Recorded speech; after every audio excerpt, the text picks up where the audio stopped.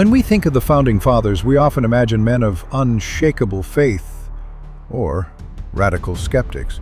But the truth is far more complex. Today, we'll explore what America's founders actually believed about religion, in their own words, and how their beliefs helped shape the founding principles of the United States. We begin with George Washington, the first president. Washington was an Anglican, later Episcopalian, and often spoke of providence guiding the new nation. But privately, he rarely mentioned Jesus Christ and avoided theological debate. He attended church regularly, but often skipped communion.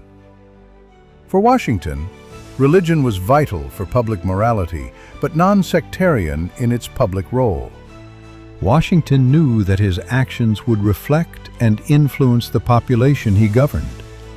After the country won its freedom from the British Empire, Washington addressed churches of different beliefs, assuring American people that they were free to believe what they wanted without the interference of government. Washington didn't want to be seen as a king and was very meticulous on his public appearances, especially when matters revolved around religion. Breaking down other speeches made during this presidency, we can further prove Washington would deliberately steer clear of endorsing any religion. During his first inaugural address in 1789, Washington stated, "No people can be bound to acknowledge and adore the invisible hand which conducts the affairs of men more than the people of the United States." This speech gives thanks to that almighty being for the nation's success, but avoids specifically Christian language or references to Jesus Christ. It also reflects a non-denominational theism common among Enlightenment thinkers. When Washington established the Thanksgiving holiday in 1789, he was quoted, "to be observed by acknowledging with grateful hearts the many and signal favors of Almighty God." This act affirms his belief in public expressions of gratitude to a supreme being. Again, no explicitly Christian language, consistent with an inclusive civic religious style. George Washington, our first president, knew public image was important. What he said and did mattered.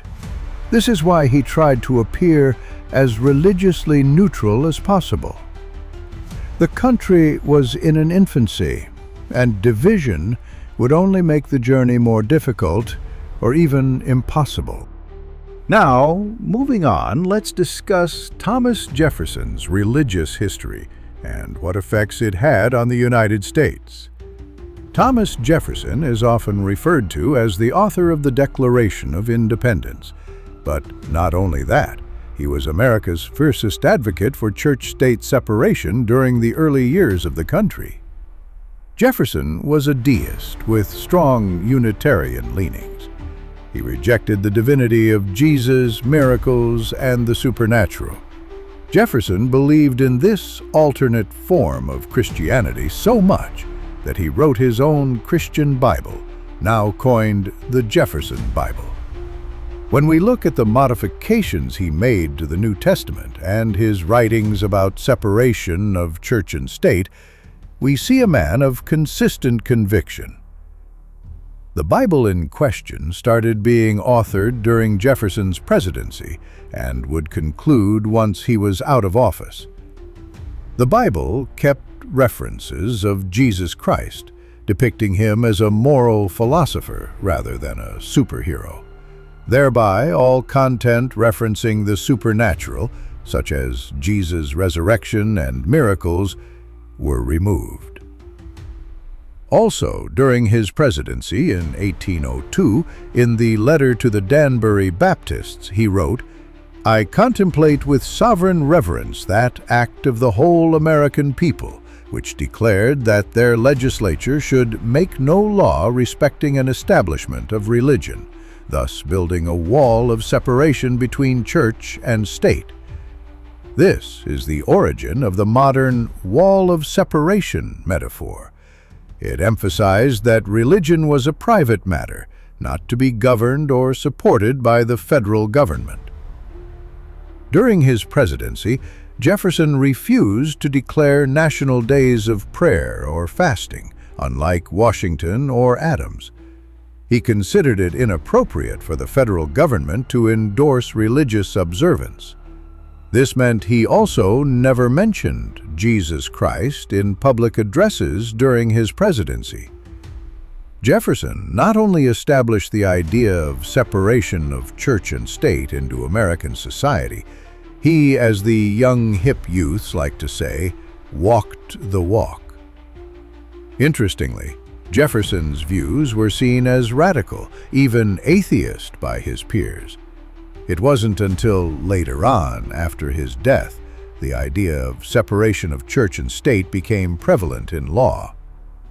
Jefferson's writings gained significant legal weight in the 20th century, especially as the Supreme Court began applying the First Amendment to the states via the 14th Amendment.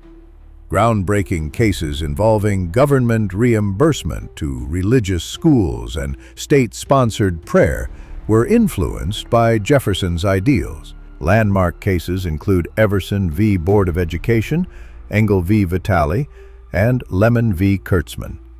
Although today Jefferson's influences are starting to wane, as we see the Supreme Court siding with religious freedom over public separation. The big case in question, Kennedy v. Bremerton School District, saw the court side with a football coach praying before a public school football game.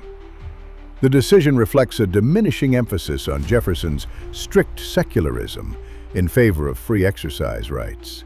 However, history has peaks and valleys, and there's no question of Thomas Jefferson's place in the molding of American governance. Time to talk about Adams. John Adams, that is. John Adams, the second president, was raised a Congregationalist, but became a Unitarian. Adams believed in God, moral law, and the afterlife, but rejected the Trinity and predestination. For Adams, religion's main purpose was to support virtue and public order. John Adams' religious views aligned similarly with Thomas Jefferson's. He saw Jesus Christ as a philosopher with some pretty cool things to say.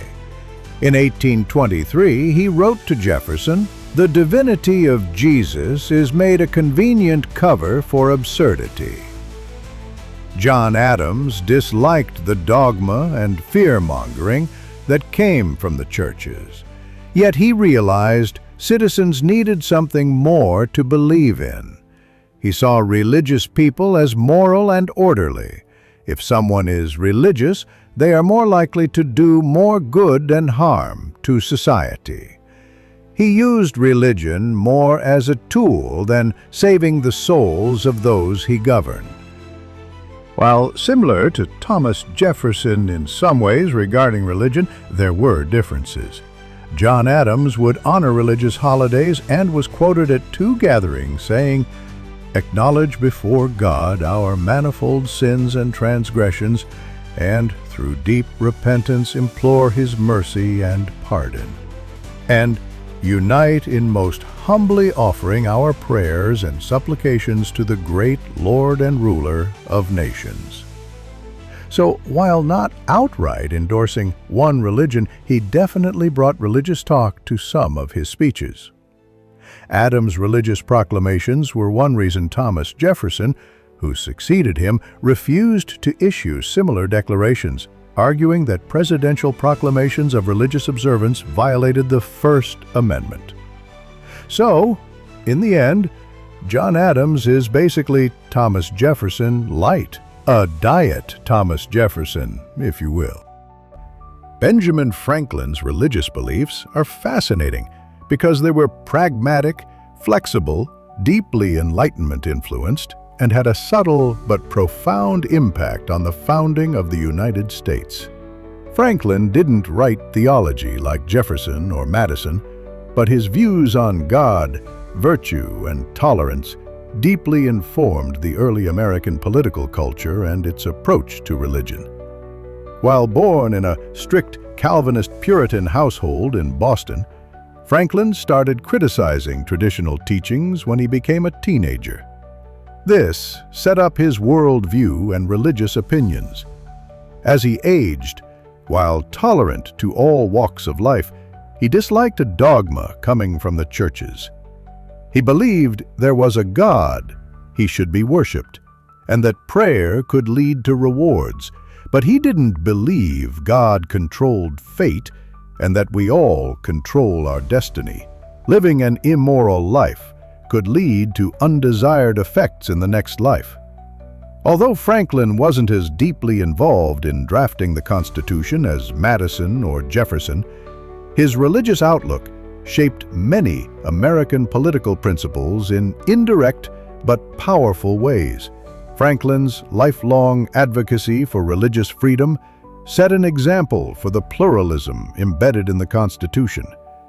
He donated to many churches of different denominations, Presbyterian, Quaker, Catholic, Jewish, while attending a few regularly himself. Philadelphia, where Franklin lived, became a model of religious pluralism. According to Franklin, even if there is no God, it is still useful for people to believe there is one, if it encourages them to live moral lives. Franklin never argued for a wall of separation as Jefferson did, but he supported the idea that the government should not enforce religion. He helped create a culture in which civic virtue was expected without state-sponsored religion. Interestingly, in 1787, during the Constitutional Convention, at a moment of deadlock, Franklin called for prayer. God governs in the affairs of men, and if a sparrow cannot fall to the ground without his notice, is it probable that an empire can rise without his aid? The motion for prayer was ultimately not adopted, but his appeal reflected his non-sectarian invocation of providence. Benjamin Franklin embodied the ideal that America could be a nation of many faiths and of no faith, united by civic virtue rather than religious dogma. Franklin's religious beliefs weren't doctrinal, but his emphasis on virtue, tolerance, and freedom of conscience left a permanent mark on the American experiment. James Madison is sometimes called the father of the Constitution, but he could also be called one of the chief architects of American religious freedom.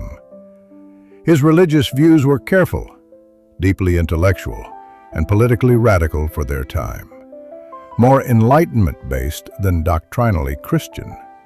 But unlike Jefferson or Franklin, Madison was more private and restrained in discussing theology.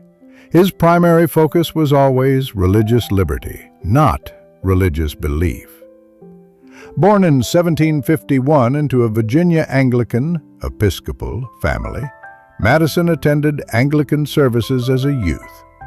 However, his beliefs, while ambiguous, especially compared to his colleagues, likely rejected Calvinism, miracles, and clerical authority. He valued reason and logic above all else. His distrust of church leaders using religion to their gain spread to his opinion on government as well. Madison was once quoted saying, "The religion of every man must be left to the conviction and conscience of every man." Madison fought strongly against the government funding churches, endorsing religious doctrines, requiring religious tests, and compelling religious observance.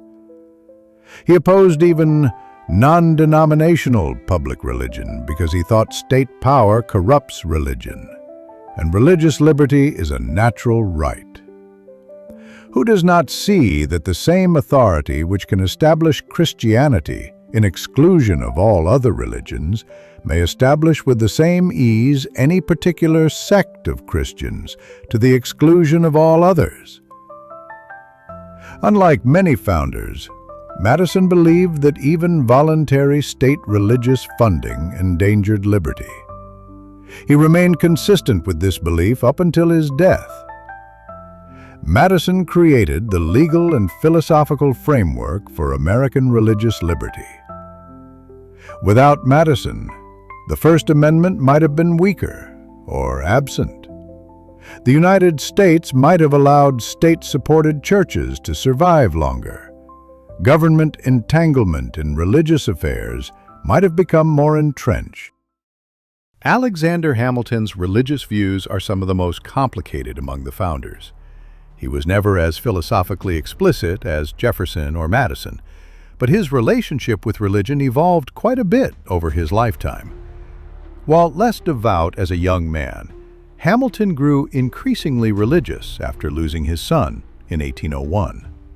At the end of his life, he was granted communion, even though he participated in a duel with Aaron Burr, which traditionally disqualifies one from the ceremony. But it's clear his religious views changed as he dealt with obstacles throughout his life. Unlike Jefferson or Madison, Hamilton rarely attacked or critiqued organized religion. He saw religion as a moral guide, a public good for social cohesion, but kept his own beliefs private.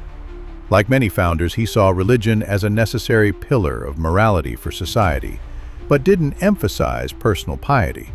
Quoting from The Farmer Refuted, "The politician who loves liberty should cherish a due sense of religion." In Federalist number 84, Hamilton supported protections for religious liberty, but argued that a Bill of Rights might not be necessary if government power were properly limited. "I trust the religious sentiment of our countrymen will always prove a sufficient security against religious persecution." Ultimately, Hamilton valued religion's role in public morality and order. Politically, he favored religious liberty, but not Jefferson-style separation. His views reflect a common, moderate Christian republicanism present in many early American leaders, and many view him as a founder of religious liberties today. Now let's bring on the Paine. Thomas Paine's religious views are some of the most radical and most misunderstood among the American founders. While many of the founders leaned toward some form of Enlightenment rationalism or unorthodox Christianity, Paine was openly, forcefully deist, and at times vehemently anti-clerical. His writings on religion, especially The Age of Reason, made him highly controversial, both in America and abroad. Paine absolutely believed in the existence of God, but not a personal intervening God. Basically, God created the universe and pieced out, and now it's up to us to make this whole thing work out. There are no miracles or divine intervention. Prayer did nothing to affect the order of things, unlike what Benjamin Franklin opined. In The Age of Reason, he called much of the Bible contradictory, historically flawed, morally offensive in parts, such as the Old Testament, and invented or altered by men. While Paine may align close with modern atheism, he condemned atheism outright in The Age of Reason. "I believe in the equality of man, and I believe that religious duties consist in doing justice, loving mercy, and endeavoring to make our fellow creatures happy." His book was controversial in America, but embraced in much of Europe. When he died, he was seen in America as little more than a radical who attacked organized religion. His influence, while delayed in his home country, is definitely felt presently, with many interpreting the Constitution and local laws through his reasoning. Paine is famously quoted, "My own mind is my own church," which really sums up his world views. Patrick Henry's religious views stand out because, unlike many other founders, Henry remained a deeply committed Orthodox Christian throughout his life. While Jefferson, Franklin, Paine, and even Madison moved toward Enlightenment-influenced rationalism or Deism, Patrick Henry remained firmly grounded in traditional Protestant Christianity, specifically evangelical Anglicanism, transitioning into a kind of early American evangelicalism. Henry was born 1736 in Virginia to an Anglican, Church of England family. He lived in colonial Virginia, where the Anglican Church was established by law. His mother exposed him to revivalist preaching during the First Great Awakening during the 1730s and 40s.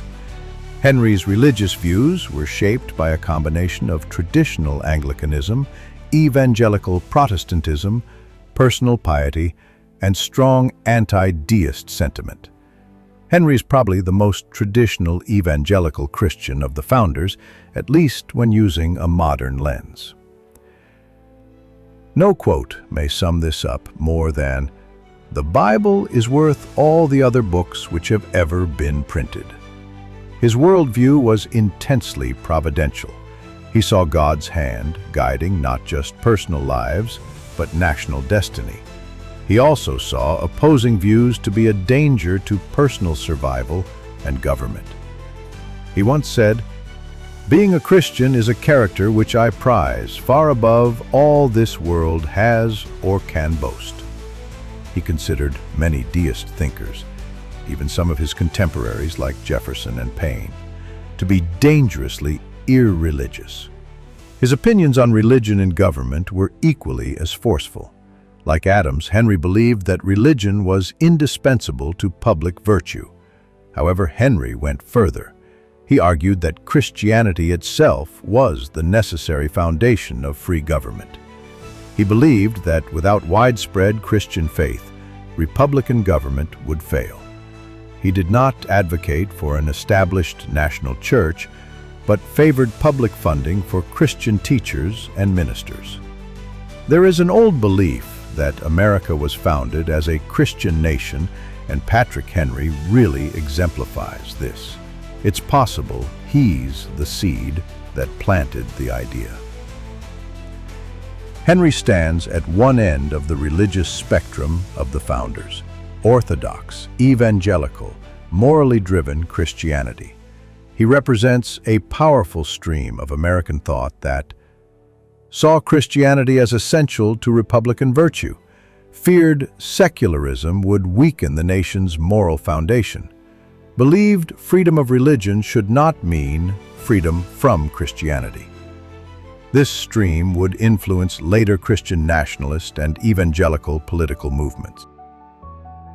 Samuel Adams' religious views are important because they reflect the most traditional Puritan heritage among the major founders.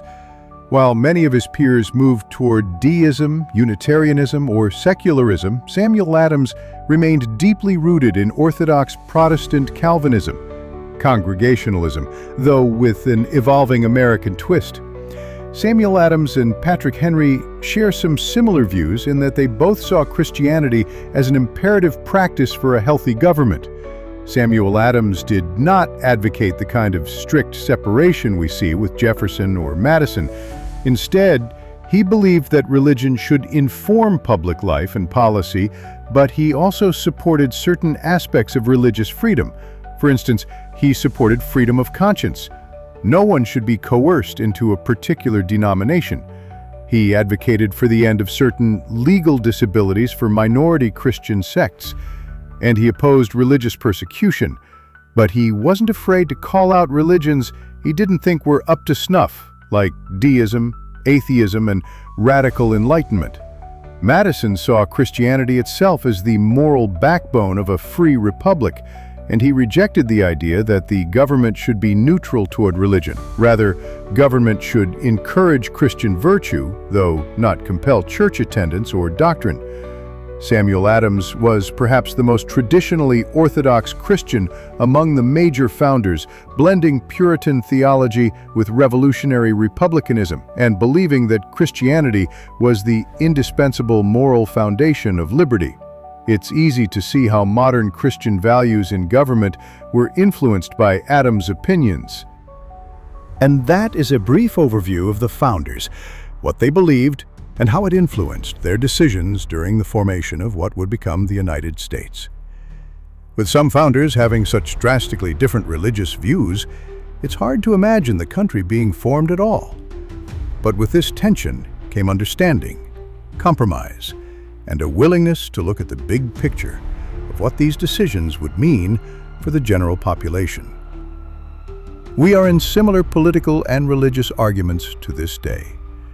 Having different ideas is what makes a healthy society worth building. But we have to listen to the other side and compromise before progress can truly be made. So, what are your thoughts on the Founding Fathers? Who do you think you would have most aligned with if you were alive during the American Revolution? Sound off in the comments below. Thanks for watching, and be sure to like, subscribe, and ring that bell to stay updated on all historical history facts.